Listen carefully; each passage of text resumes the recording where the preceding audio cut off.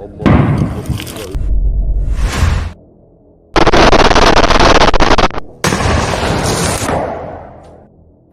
में जमकर तबाही मचाने के बाद इजरायली सेना ने वेस्ट बैंक में कदम बढ़ाने शुरू कर दिए हैं।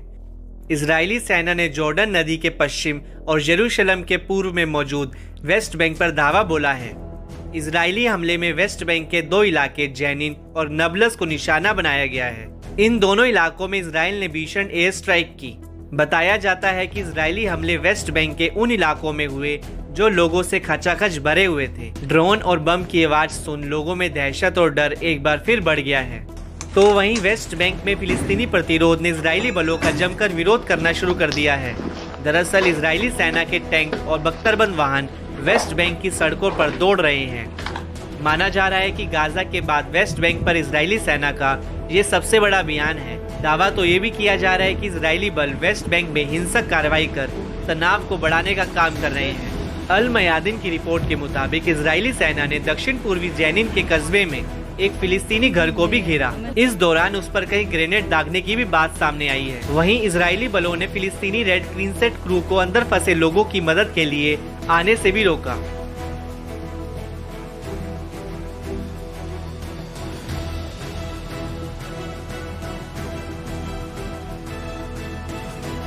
इजरायली कार्रवाई में कई फिलिस्तीनियों के मारे जाने की भी खबर सामने आई है, जिसको लेकर दावा किया जा रहा है कि इजरायली सैनिक इन्हें अपने साथ ले गए हैं। वेस्ट बैंक में चल रहे भीषण टकराव के बीच हमास की मिलिट्री विंग अल कसम ब्रिगेड ने भी बड़ा दावा किया है।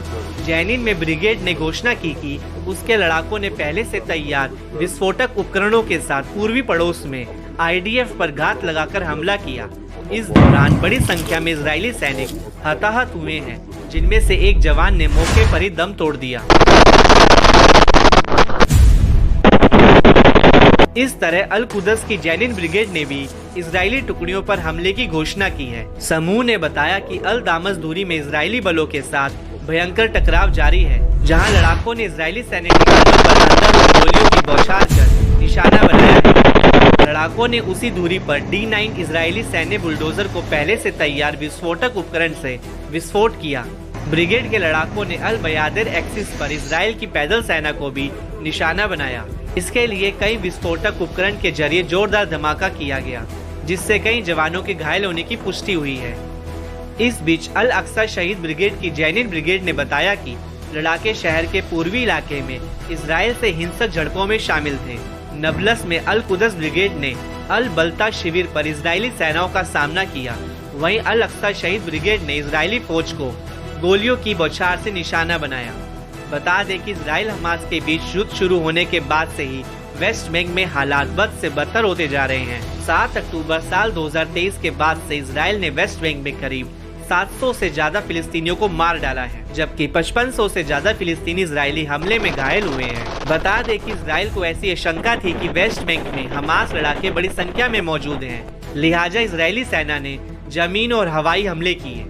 इस दौरान 10 से ज्यादा फिलिस्तीनियों की मौत हुई। वेस्ट बैंक में बीते 20 सालों में इजराइल का इसे सबसे बड़ा हमला बताया जा रहा है।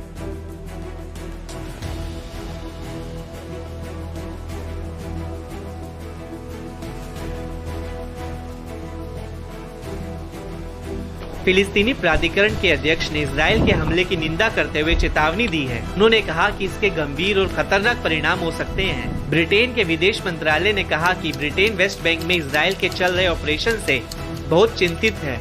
हम इजरायली अधिकारियों से संयम बरतने, अंतर्राष्ट्रीय कानून का पालन करने और तनाव बढ़ाने की कोशिश करने वालों की गतिविधियों पर लगाम लगाने का आह्वान करते हैं।